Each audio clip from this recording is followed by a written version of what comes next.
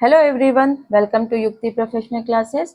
इस वीडियो में हम UGC net paper 1 unit 2 research aptitude के बारे में देख रहे हैं। अगर आपने मेरे चैनल को सब्सक्राइब नहीं किया है तो मेरे चैनल को सब्सक्राइब शेयर लाइक ज़रूर करिए। चलिए अब हम स्टार्ट करते हैं। लास्ट वीडियो में हमने टीचिंग जो रिसर्च एप्टीट्यूड में जो उसके स्टेप्स है, रिसर्च किस प्रकार से होती है उसके बारे में देखा था।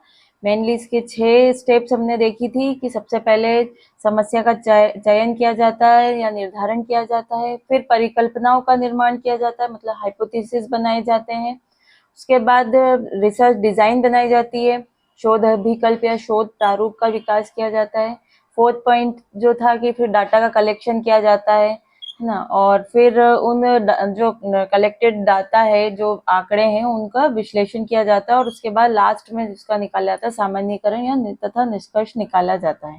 तो ये मेन 6 स्टेप्स हमने देखी थी रिसर्च के, इसमें सोपान बोला जाता है इनको। अब इसमें हमने जो देखा था कि हाइपोथेसिस जो बनाए जाते हैं, तो परिकल्पना क्या है? तो परिकल्पना जो है, हाइपोथेसिस जो है, एक समस्या का संभावित उत्तर होता है या समाधान होता है ना। सरल शब्दों में ये देखा जाता है कि एक क्या ऑप्शन हो सकते हैं किसी प्रॉब्लम के, हम उस ऑप्शन पर वर्क करेंगे, उससे रिलेटेड जो भी रिसर्च करना है, क्वेश्चंस बनाएंगे, फिर सर्वे करेंगे, फिर अगर लगता है ये सही साबित होता है तो उसके आधार पर निष्कर्ष निकालें। अगर सही साबित नहीं होता तो फिर दूसरा कोई सा ऐसा उसका संभावित समस्या का मतलब समाधान या उत्तर फिर देखा जाएगा। ठीक है, तो परिकल्पना का अर्थ है किसी भी समस्या के समाधान के लिए वह उत्तर जिसकी तर्कपूर्ण वैधता की जांच की जा सकती परिकल्पना है। परिकल्पना का सरल अर्थ देखें तो किसी समस्या का संभावित उत्तर या समाधान जिसे तर्क संगत ढंग से जांचा और परखा जा सकता है। इसे एक अस्थायी उत्तर के रूप में भी जाना जाता है, मतलब ये टेम्परेरी आंसर है क्योंकि हम अलग अलग ऑप्शंस देखेंगे जो अनुसंधान प्रक्रिया के दौरान बताएगा कि ये सही है या सही नहीं है, ये साबित करने के लिए उपयोगी होगा। इसको चलो एक उदाहरण से अपन देखते हैं। मान लीजिए कि जो स्टूडेंट्स है उनकी पढ़ाई का जो लेवल है वो गिरता जा रहा है क्लास में। अब टीचर्स को ये जानना है कि ऐसा क्यों हो रहा है, तो वो क्या इसके लिए एक हाइपोथेसिस, एक क्या समस्या का परिकल्पना बनाते हैं कि शायद स्टूडेंट्स क्या है, उनके परीक्षा के जो परिणाम है वो इसलिए गिर रहे हैं कि वो ज्यादा से ज्यादा ऑनलाइन गेम्स पे ज्यादा फोकस कर रहे हैं ना, उस पर ज्यादा अपना समय बिता रहे हैं। तो अब ये इन्होंने एक परिकल्पना बना ली है ना। अब ये मतलब एक कथन बनाया, अब इसकी जांच करना है अपने को कि कैसे ये सही है या नहीं सही है। तो इसके लिए क्या टीचर्स क्या कदम उठा सकते हैं कि बच्चों से, क्या जो स्टूडेंट्स हैं उनसे पूछताछ कर सकते हैं कि क्या वो सही ऑनलाइन गेम्स पे कितना समय बिता रहे हैं। पहले तो ये अगर बिता रहे हैं तो कितना बिता रहे हैं। फिर उन बच्चों की जो ज्यादा गेम्स पे समय बिता रहे हैं उनके समय की पढ़ाई की तुलना मतलब की जाएगी, उनके गेम्स के और पढ़ाई के समय की तुलना कर सकते हैं। अगर ये इन रिजल्ट से क्या ये देखने को मिलता है, विश्लेषण जब करा हमने तो इससे ये पता पड़ रहा है कि ये अधिक गेम खेलने वाले छात्रों के ही परिणाम वाकई खराब हो रहे हैं। मतलब जो गेम्स कम खेल रहे हैं, मतलब जो ज्यादा समय नहीं बिता रहे, उनके परिणाम अच्छे हैं, उनके रिजल्ट अच्छे आ रहे हैं, लेकिन जो ज्यादा समय बिता रहे हैं उनके परिणाम अच्छे नहीं है। तो यहाँ पर ये जो परिकल्पना हमने डिसाइड की थी, तो यहाँ पे ये सही साबित होती है। तो यहाँ पे हम फिर क्या निष्कर्ष निकाल सकते हैं कि क्या कि ऑनलाइन गेमिंग का जो है छात्रों के परिणामों पर नेगेटिव इफेक्ट पड़ता है। ठीक है, और अगर ये गलत साबित होता है, ठीक है, तो यहाँ क्या होगा, फिर हम दूसरा कोई सा क्वेश्चन, दूसरा मतलब उसका संभावित उत्तर या समाधान की खोज करेंगे, उसके कारण जानेंगे। ठीक है, तो सीधी सी है कि ये मतलब आसान भाषा में इसको समझें तो एक है ना, जो भी परिकल्पना क्या होता है, किसी भी समस्या का क्या संभावित हल हो सकता है, वो है सीधा से। ये हम तब तक इसको सही मानते हैं जब तक कि हमको क्या होता है कि जांच लेते हैं हम और उससे सही साबित नहीं या उसको गलत साबित नहीं कर लेते है ना, ये सही है या गलत है इसको प्रूफ नहीं कर लेते, तब तक इसको हम सही मानते हैं। ठीक, अब इस प्रकार परिकल्पना अनुसंधान समस्या से संबंधित समस्त संभावित समाधानों पर विचार करना है। इस प्रकार समस्या चयन के पश्चात परिकल्पना अनुसंधान का दूसरा महत्वपूर्ण स्तंभ है। कर्लिंगर के अनुसार परिकल्पना दो या दो से अधिक चरों के मध्य संबंधों का कथन है जॉन डब्ल्यू बेस्ट ने कहा है, परिकल्पना एक विचार युक्त कथन है जिसका प्रतिपादन किया जाता है और अस्थायी रूप से उसे सही मान लिया जाता है और निरीक्षण प्रदत्तों के आधार पर, तथ्यों पर तथा परिस्थितियों के आधार पर व्याख्या की जाती है, जो आगे शोध कार्यों के निर्देशन है। ठीक है। अब परिकल्पना का महत्व देख लेते हैं। अब हम इसकी क्या इम्पोर्टेंस है, रिसर्च में इसकी क्या इम्पोर्टेंस है, इस बारे में हम देख लेते हैं कि वॉन डेलन के अनुसार परिकल्पना का अनुसंधान में निम्नलिखित महत्व है। पहला है, परिकल्पना तथ्यों की सार्थकता को निर्धारित करता है।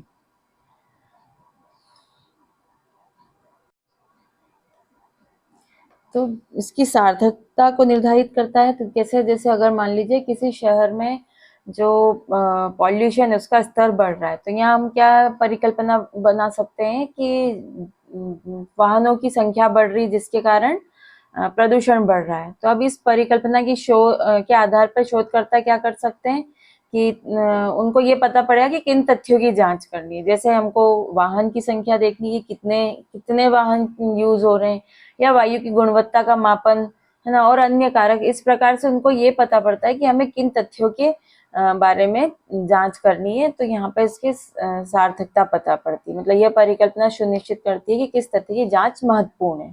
ठीक है। तो इस प्रकार तथ्यों की सार्थकता को निर्धारित करती है कि हमें किस तरीके से, मतलब किस चीज की जांच करनी है, इस बारे में। परिकल्पना समस्या एवं समाधान के मध्य की मजबूत कड़ी है। अब कैसे है, जैसे अगर जो स्टूडेंट्स है वो अगर अपना परफॉर्मेंस अच्छा नहीं दे रहे हैं ना, पढ़ाई में अच्छा परफॉर्मेंस नहीं है, ये समस्या उत्पन्न हुई है। तो यहाँ कर हमने परिकल्पना बनाई थी कि बच्चे ज्यादा गेम्स खेल रहे हैं या ज्यादा से ज्यादा इंटरनेट का पर समय, सोशल मीडिया पे अपना समय ज्यादा बिता रहे हैं ना, जिसके कारण पढ़ाई पर असर आ रहा है। ठीक है। तो अब यहाँ पर हमें एक समस्या मिल गई। अब इसका हम संभावित समाधान, जो मतलब क्या हम ढूंढ सकते हैं कि इंटरनेट का उपयोग कम करें, सोशल मीडिया का कम उपयोग करें ना, गेम्स पे कम फोकस करें। तो ये इनके बीच क्या है, ये समस्या और इसका समाधान के लिए कि ये को जोड़ती है, ये है ना, समाधान को, जो संभावित समाधान है उसको जोड़ती है। इससे क्या होता है, शोधकर्ता को समाधान की ओर एक दिशा मिलती है ना, दिशा में एक तरफ काम करें, क्योंकि ये हमने क्वेश्चन ढूंढा, इसके ऊपर अब हम वर्क करेंगे, तो एक तरीके से हमें दिशा दी है इसने। तो ये बीच का एक मजबूत कड़ी प्रूफ होती है। यह समस्या को समाधान तक पहुंचाती है। ठीक है ना। तो अगर मान लीजिए कि जैसे जो किसान है ना, उनकी पैदावार कम हो रही है, तो वो उन्होंने क्या यहाँ पर अब उनकी पैदावार कम क्यों हो रही, इस पर परिकल्पना बनाई कि जो हम जो खाद यूज कर रहे हैं, उर्वरक का जो उपयोग कर रहे हैं, वो सही तरीके से उपयोग नहीं कर रहे हैं, जिसके कारण पैदावार कम हो रही है। तो इस परिकल्पना को जांचने से क्या हुआ, समस्या का समाधान मिला हमें, है ना। मतलब ये कि उर्वरक की जो सही उपयोग किया जा रहा है तक वहां पे, मतलब उसका सही समाधान तक हम, क्योंकि हम जितने भी हाइपोथेसिस सबको चेक करेंगे तो हमको एक प्रॉपर समाधान, तो ये जो समस्या जो उत्पन्न हुई है, तो परिकल्पना उसका समाधान तक पहुंचाने का काम करती है। ठीक है। परिकल्पना समस्या का सीमांकन करती है।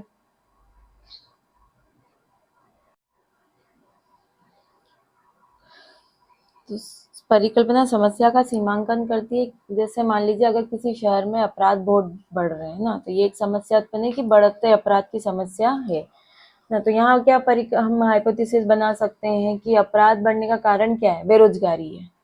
ठीक है। तो यहाँ पे जो शोध करता है वो क्या करेगा कि इस समस्या को संकुचित करने में मदद करती है। मतलब जो हमने हाइपोथेसिस बनाई है, जो हमने परिकल्पना बनाया है, वो एक एरिया में सोचने के लिए हमको फोकस करता है, एक दिशा देता है, एक संकुचित एरिया देता है। मतलब अलग अलग हमारे पास डिफरेंट डिफरेंट तरफ तो हमको नहीं सोचना है अभी, हमको अभी एक ही चीज पर, मतलब उस परिकल्पना के आधार पर उस दिशा में सोचना है। तो ये क्या है, एक संकुचित, मतलब समस्या को संकुचित करने में मदद करती है, ताकि, और उसका सॉल्यूशन ढूंढती है कि इसको हम कैसे कम कर सकते हैं ना। तो ताकि क्या होगा, केवल बेरोजगारी और अपराध के संबंध को जांचेंगे, है ना। इसी एरिया में हम देखेंगे कि क्या बेरोजगारी ही अपराध का कारण बन रही है ना। तो ये हमको एक संकुचित एरिया मिल गया है, अन्य संभावित कारणों पर अभी ध्यान नहीं देंगे ना। तो ये एक सीमांकन, समस्या का सीमांकन करता है। परिकल्पना अनुसंधान की संपूर्ण कार्य रेखा को प्रदर्शित करती है। जैसे अगर संपूर्ण कार्य रेखा को प्रदर्शित करती कैसे, जैसे अगर मान लीजिए जो रिसर्चर है वो जानना चाहता है कि अगर कोई दवा बनाई है ना, कोई विशेष दवा अगर कैंसर से रिलेटेड है, अगर कैंसर के उस पर मतलब जो उसका जो दवाई है उसका प्रभाव कैंसर पर कैसा होता है, तो उसकी क्या परिकल्पना होगी कि दवा कैंसर की जो कोशिकाएं होती है ना, जो जिसकी वजह से कैंसर हो रहा है उसके कि जो कैंसर की कोशिकाओं के विकास को धीमा कर देती है। अब वो दवा का इफेक्ट ये हो, हमने परिकल्पना बनाई ऐसा, है ना। तो इस परिकल्पना के आधार पर पूरा शोध डिजाइन तैयार किया जाएगा, ठीक है। और प्रयोग कैसे किया जाएगा, ये इस बारे में किस प्रकार के मरीजों पर किया जाएगा और इसके परिणाम को कैसे मापे जाएंगे, इस प्रकार की डिजाइन तैयार की जाएगी। तो ये क्या है, पूरा एक परिकल्पना क्या बताता है कि एक कार्य रेखा को प्रदर्शित करता है पूरा, कि हमें किस किस क्वेश्चन के आंसर, मतलब हमने समस्या के हमने जो परिकल्पना बताई कि ये चीज ऐसा होना है, तो अब उससे रिलेटेड क्या क्या चीजें हमको देखनी, क्या क्या तैयारी करनी, तो इसके लिए पूरा एक कार्य रेखा प्रदर्शित करता है, ठीक है। नेक्स्ट है परिकल्पना अनुसंधान की संपूर्ण कार्य रेखा को प्रदर्शित करते हैं। परिकल्पना प्रदत्तों के संकलन का आधार प्रस्तुत करती है, क्योंकि हमको पता है कि जिस क्षेत्र में कार्य करना है उससे रिलेटेड हमको कलेक्शन करना है डाटा, तो एक आधार बेस बताता है ना। जैसे अगर परिकल्पना ये मान लीजिए बनाई है कि जो स्टूडेंट्स उनको जो रेगुलरली जो होमवर्क दिया जाता है, गृह कार्य करने से क्या होता है, उनकी परीक्षा के परिणाम बेहतर होते हैं। मतलब उनको अगर क्लास वर्क के साथ साथ होमवर्क भी दिया जाता है अगर, तो उनके रिजल्ट अच्छे होते हैं ना। ये हमने एक परिकल्पना बनाई कि उस जहाँ पे होमवर्क दिया जा रहा है वहां पर अच्छे परिणाम आ रहे हैं। तो यहाँ पे क्या शोधकर्ता क्या करेगा, वो क्या देखेगा कि जिन छात्रों को मतलब जो गृह कार्य है, जो होमवर्क दिया है और परीक्षा के जो परिणाम है उनसे रिलेटेड वो डाटा कलेक्ट करेगा, है ना। और इस प्रकार जो मतलब ये जो परिकल्पना है ये क्या दे रहा है कि कहाँ से हमको डाटा कलेक्ट करना है, मतलब किस एरिया का डाटा कलेक्ट करना है, ये हमको एक वो आधार उसने प्रस्तुत किया। जैसे हमने यही डिसाइड किया ना कि होमवर्क जहाँ दिया जा रहा है वहाँ परीक्षा एग्जाम रिजल्ट अच्छे आ रहे हैं, तो हमको किस तरीके के डाटा का संकलन करना है, जहाँ पर होमवर्क दिया जा रहा है उससे रिलेटेड और पर उनके रिजल्ट क्या है उससे रिलेटेड। तो यहाँ पे हमको आधार मिल गया है कि हमें किस तरीके के आधार का कलेक्शन करना है। परिकल्पना नवीन अनुसंधानों का मार्ग प्रशस्त करती है ना। तो हमारे पास चूंकि ये समस्या है, उस समस्या के समाधान के लिए हमने जो परिकल्पना बनाई उसको सही साबित करने के लिए हम नए नए रास्ते हमको ढूंढना पड़ते हैं, है ना। जैसे मान लीजिए कि जो हम नेचुरल खाद जो बना रहे फसलों की पैदावार में सुधार कर सकती है, ठीक है। ये हमने एक परिकल्पना बनाई, हमने ये सोचा ऐसा, ठीक है कि तो यहाँ क्या सिद्ध करना होगा कि यहाँ पर हमें ये एक चीज, ये अगर डिसाइड कर दिया, इसको सही साबित कर दिया, तो क्या होगा, ये फ्यूचर में क्या है, रिसर्च का मार्ग खोल सकती है ना। जैसे किस प्रकार की प्राकृतिक खाद सबसे प्रभावी होगी या विभिन्न फसलों पर इसका क्या असर होगा, तो ये एक एरिया मतलब अनुसंधान के लिए फ्यूचर के लिए इन्होंने एक मार्ग खोल दिया है कि हाँ अगर प्राकृतिक खाद फसलों की पैदावार में सुधार कर सकती है और ये सही साबित हो गया कि हाँ ऐसा हो सकता है, तो फिर अब हमको एक और एरिया मिल गया कि किस प्रकार की खाद हो सबसे प्रभावी होगी। मतलब प्राकृतिक खाद तो है लेकिन किस प्रकार की, उसमें भी वैरायटी हो सकती है ना। तो हमको फिर इसमें और एक हमको मार्ग मिल गया, फिर किस किस प्रकार की फसलों पर ये इसका असर होगा, तो ये एक अलग एक एरिया मिल गया है ना। तो ये एक भविष्य के लिए मतलब ये नवीन अनुसंधान का मार्ग प्रशस्त करती है। परिकल्पना समुचित एवं प्रभावी उपकरणों के चयन में सहायक होती है। तो जैसे क्या होगा कि एक हमने ऐसी परिकल्पना बनाई जहाँ पे क्या है कि शहर में जो शहरी क्षेत्र है वहां पे ध्वनि प्रदूषण बढ़ रहा है, तो शोधकर्ता क्या करेगा, ध्वनि मापक जो उपकरण होते हैं ना, मतलब साउंड मीटर जो होगा उसका चयन करेंगे कि ताकि वे सही तरीके से ध्वनि स्तर माप सके। इस प्रकार क्या होगा कि परिकल्पना यह तय करने में मदद करेगी कि कौन सा उपकरण या कौन सी विधि जो होगी, विधियां होगी वो अनुसंधान में प्रयोग की जाएंगी, है ना। तो ये सही उपकरण और समुचित उपकरण के चयन करने में सहायक होता है। इस प्रकार क्या है कि जो परिकल्पना है वो जो रिसर्च प्रोसेस है उसका एक महत्वपूर्ण हिस्सा होती है। जो केवल समस्या को ही नहीं परिभाषित करती, क्या करती है, उसके समाधान को खोजने में भी मदद करती है। एक अनुसंधान को सही दिशा मार्गदर्शन देती है ये, है ना, ताकि व्यवस्थित रूप से, मतलब शोधकर्ता को व्यवस्थित रूप से तथ्यों का पता पड़ता है, उपकरण तकनीकों का चयन करने में ये क्या करता है, मदद करता है। ठीक है, तो परिकल्पना का इसलिए इसमें इम्पोर्टेंस है।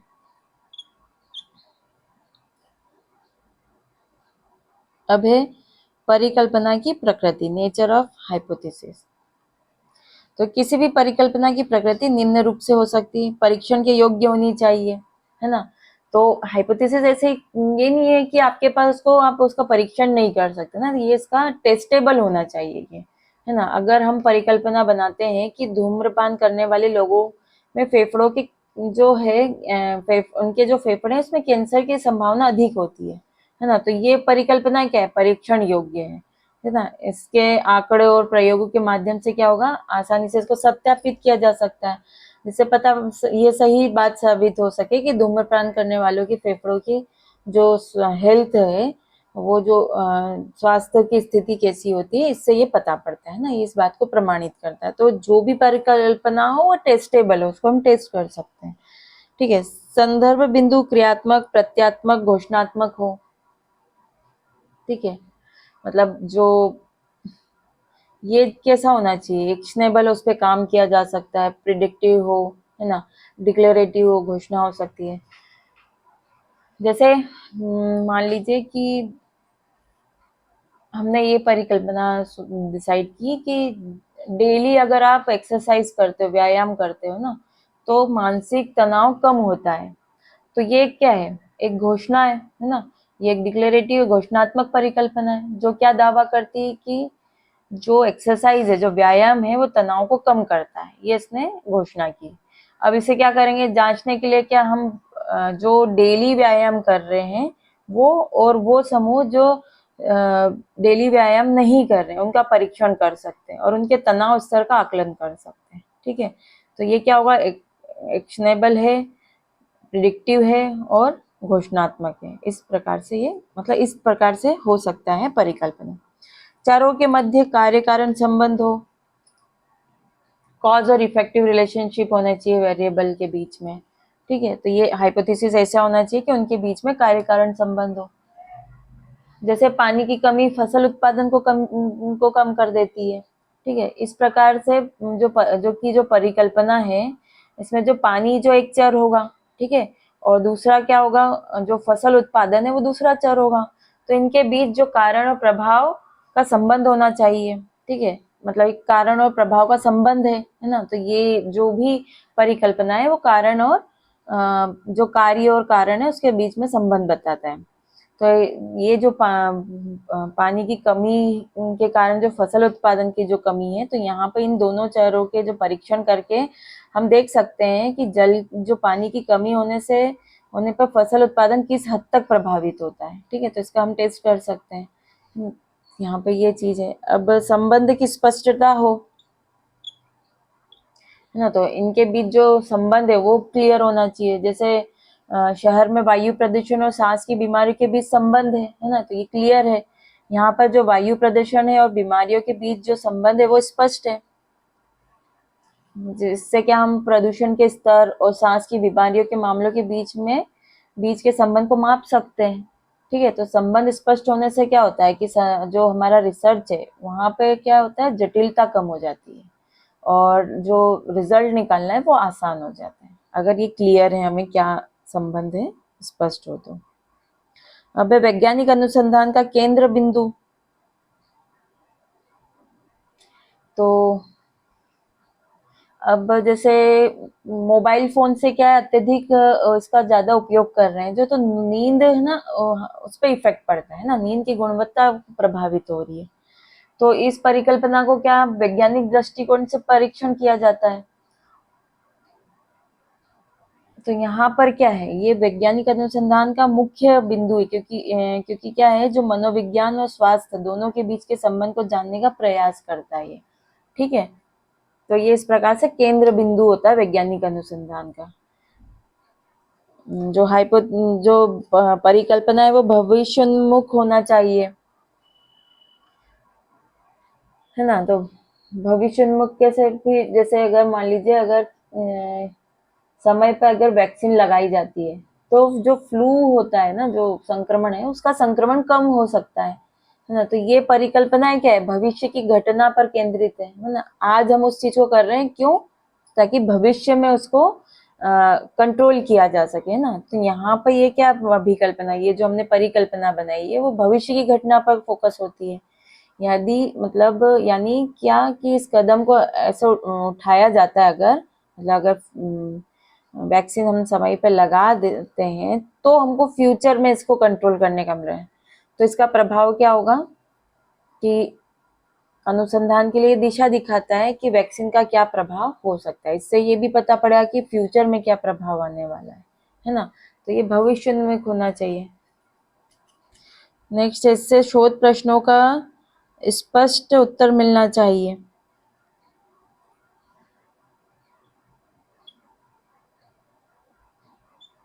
जैसे, हाँ, अब जो भी शोध प्रश्न है उसका परिकल्पना इस प्रकार से हो कि हमें जो जिस चीज का रिसर्च करना है उसका प्रॉपर क्वेश्चन हमें मतलब उस क्वेश्चन का स्पष्ट उत्तर मिले। जैसे कंप्यूटर का अगर हम लंबे समय तक उपयोग करते हैं तो उससे क्या होता है, आंखों पर दबाव पड़ता है ना। तो ये हमारी परिकल्पना है कि लंबे समय तक उपयोग करने से आंखों पर दबाव पड़ता है।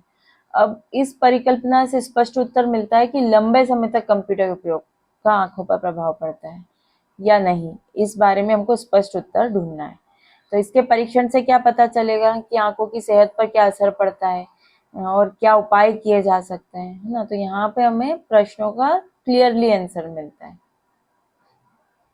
तो इस प्रकार क्या होगा कि जो परिकल्पना की प्रकृति किस प्रकार होनी चाहिए कि वो परीक्षण योग्य होना चाहिए, उनके चरों के बीच में स्पष्ट संबंध होना चाहिए, भविष्य की दिशा में हो ये, है ना। अनुसंधान प्रश्नों का स्पष्ट उत्तर प्रदान करें।